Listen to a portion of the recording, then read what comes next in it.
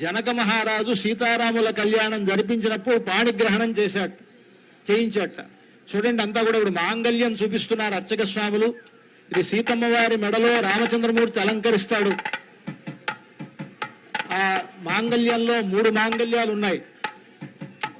ఒకటి పుట్టినింటి వారి మాంగళ్యం, ఒకటి మెట్టినింటి వారి మాంగళ్యం, ఇంకొకటి భక్తులైనటువంటి రామదాసు గారు తయారు చేయించినటువంటి మాంగళ్యం. అంతా సేవించండి. ఆ మెడలో ఆ మాంగళ్యాన్ని ధరింపజేసేటప్పుడు జగద్రక్షణ హేతునా అంటారు.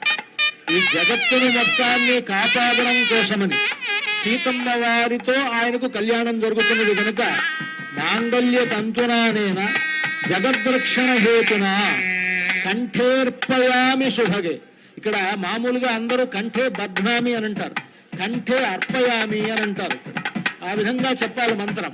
కంఠేర్పయామి శుభగే త్వంజీవ శరదాం శతం అంటూ ఆ మాంగళ్య మంత్రాన్ని పఠిస్తూ సీతమ్మ వారి మెడలో రామచంద్రమూర్తి అర్పించేటువంటి సన్నివేశాన్ని ఇప్పుడు మనం చూడబోతూ ఉన్నాం.